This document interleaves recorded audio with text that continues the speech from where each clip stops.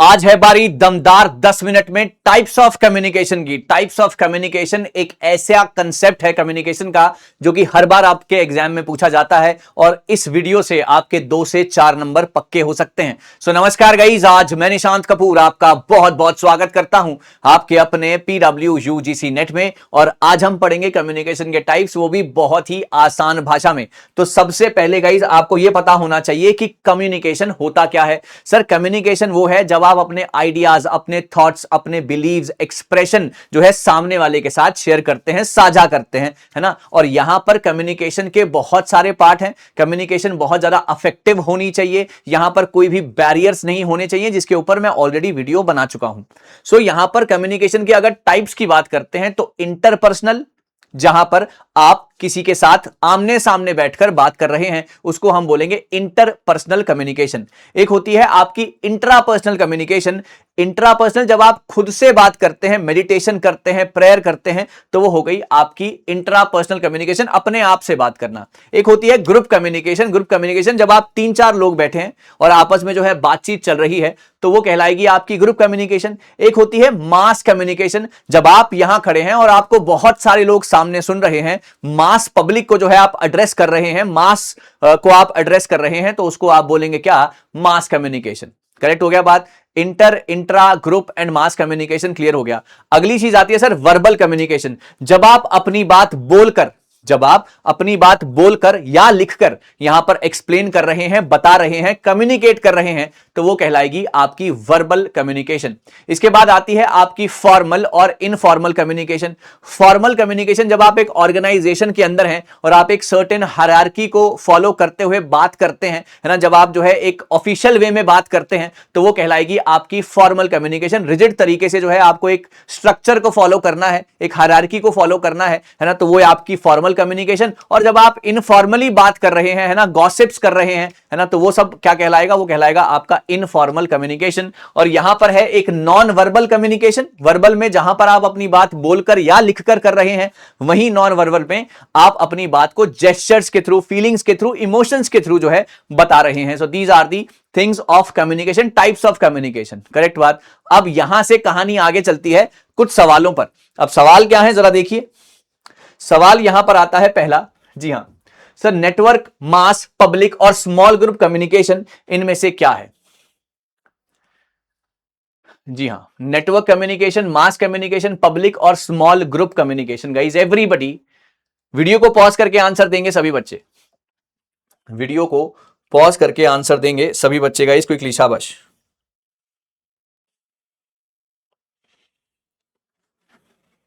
Okay, सो यहां पर अगर मैं वीडियो को आगे चलाऊंगा सर, नेटवर्क कम्युनिकेशन यहां पर सबसे बढ़िया आंसर है इसका बी पार्ट। जहां नेटवर्क कम्युनिकेशन जो है इंटरकनेक्टेड। नेटवर्क कैसे बनता है? मैं इसको, ए बी को जानता है, बी सी को जानता है, सी डी को जानता है, एक नेटवर्क बना हुआ है ना, जहां पर इंटरकनेक्टेड सिस्टम्स लगे हुए हैं। Number 1 point. मास कम्युनिकेशन मैंने आपको बताया, जब आप लार्ज ऑडियंस से अनोनिमस तरीके से जो है बात कर रहे हैं, आप उनको जानते नहीं है, just you are addressing them, है ना, with a common topic, common interest. Public communication typically formal and planned होती है। जब आप पब्लिक के सामने जो है बात करते हैं, कोई स्पीच देने जाते हैं, तब आप पब्लिक कम्युनिकेशन का हिस्सा हैं, पब्लिक कम्युनिकेटर हैं आप। स्मॉल ग्रुप कम्युनिकेशन जब छोटा सा ग्रुप हो, small group where individuals are interact personally and create unique dynamics. तो आंसर रहेगा यहां पर B part. This is absolutely spot on guys, right. चलिए आगे बढ़ते हैं। ए का 3, बी का 4 चेक कर लेते हैं। ए का 3, बी का 4, सी का 1, डी का 2, बिल्कुल ठीक है आंसर था इसका। नेटवर्क आपका हो गया ओके, एनोनिमस नेटवर्क आपका हो गया सर यहां पर। ए का 3 हो गया, this is interdependent relations. B का 4 हो गया, बिल्कुल ठीक है सर, एनोनिमस मास में। पब्लिक में आपका हो गया सर फॉर्मल एंड प्लान्ड, और ये हो गया आपका क्रिएट आइडेंटिटी, यूनिक डायनामिक्स, बिल्कुल ठीक। चलो आगे बढ़ते हैं sir. Which among the following are the types of communication. Sir काफी इंपॉर्टेंट सवाल है ना, काफी इंपॉर्टेंट सवाल है। कोशिश करेंगे राइट आंसर्स की सभी लोग, शाबाश। Which among the following are the types of communication? Group, dreaming, interpersonal, reading या intrapersonal? Guys everyone quickly do it, शाबाश। जी हाँ, यहां पर अगर हम वीडियो को पॉज करेंगे सर, ग्रुप कम्युनिकेशन है ना, ड्रीमिंग नहीं होता सर, रीडिंग भी नहीं होता सर, इंटर एंड इंट्रा। तो A, C and E, is it there? Yes it is, answer is A part. ACE, है ना। ग्रुप कम्युनिकेशन जब आप ग्रुप में बैठकर बात कर रहे हैं, इंटरपर्सनल जब आप सामने सामने बात कर रहे हैं, आमने सामने, इंट्रा जब आप खुद से बात कर रहे हैं। था ना सिंपल। तो ये वाला सवाल भी आपके पेपर में आ चुका है। आगे बढ़ेंगे। सर थम्स अप किस तरीके का कम्युनिकेशन है? जब आप किसी को अपने एक्सप्रेशन से कुछ बता रहे हैं, मैंने अभी आपको बताया था, जब आप अपने एक्सप्रेशन से किसी को कुछ बता रहे हैं तो वो क्या होता है? Verbal, non verbal, transpersonal, intrapersonal.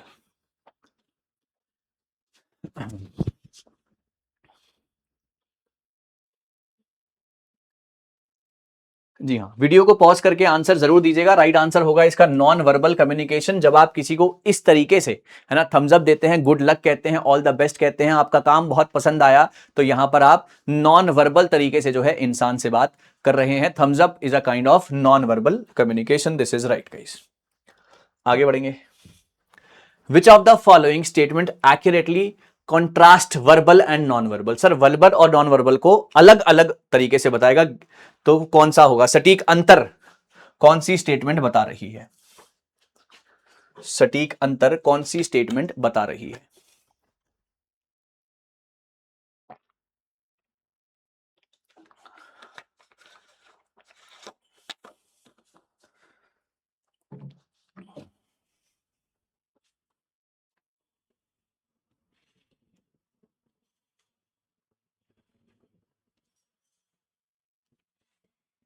Okay guys, बहुत बढ़िया। जी हाँ सर, वर्बल कम्युनिकेशन जो है आपकी स्पोकन वर्ड्स के ऊपर, नॉन वर्बल कम्युनिकेशन आपके ऑल फॉर्म्स ऑफ एक्सप्रेशन के ऊपर जो है डिपेंड करती है। आंसर रहा यहां पर A part. This is absolutely spot on with the answers बच्चों, बहुत शानदार। चलिए आगे बढ़ते हैं। Sir classroom communication is often refer to as dash communication, indirect, non contiguous, contiguous या अमॉर्फस? बताएंगे boss.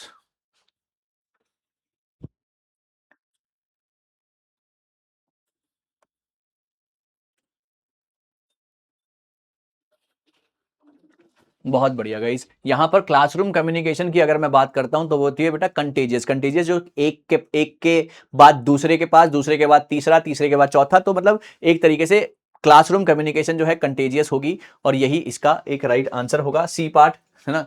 Exchange of information between teachers and students, verbal, non verbal, written methods में, यहां पर आपका when a teacher consistently asks students to be quiet in the classroom and the students respond by being silent every time they are in a classroom, this demonstrate contagious conditioning। मतलब आपने कोई बात कही, share करी, और सामने वाले ने वो बात समझी, और फिर एक ने दूसरे को समझाई, दूसरे ने तीसरे को, तो ये फैलती चलेगी, हर वो बंदा उस बात को समझ गया, चुप रहना है। So that is what a contagious communication guys. बहुत बढ़िया बच्चों, आगे आ गए हम।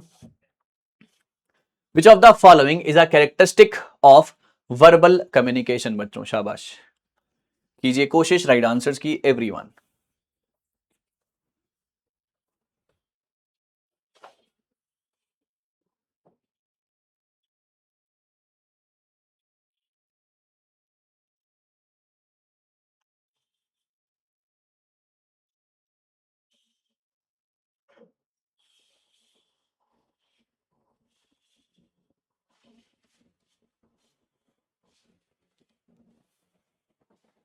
जी हाँ सर, यहां पर verbal communication it relies solely on the spoken और रिटन वर्ड्स, है ना। आंसर रहेगा इसका B part. This is very right sir, ये स्पोकन और रिटन वर्ड्स के ऊपर जो है बिल्कुल डिपेंडेंट रहती है आपकी वर्बल कम्युनिकेशन। ओके सर, इस वाले सवाल का जवाब आपने देना है कमेंट सेक्शन में। इस वाले सवाल का जवाब आपने देना है कमेंट सेक्शन में। इस सवाल का जवाब जरूर दीजिएगा, और मुझे जरूर बताइएगा कि आपको ये सेशन कैसा लगा, आपका कितना स्कोर बना, ये बात मेरे साथ जरूर साझा कीजिएगा। मैं जल्दी ही और भी सेशन आपके लिए लाता रहूंगा। ये छोटे छोटे सेशन बनाने का मकसद सिर्फ और सिर्फ इतना है कि आपको बेस्ट टू बेस्ट कंटेंट दिया जा सके, आपकी सिलेक्शन जो है इस बार पक्की कराई जा सके। So all the best guys, meeting again with some more important, with some more fantabulous sessions. तब तक के लिए बहुत बहुत शुक्रिया, थैंक यू।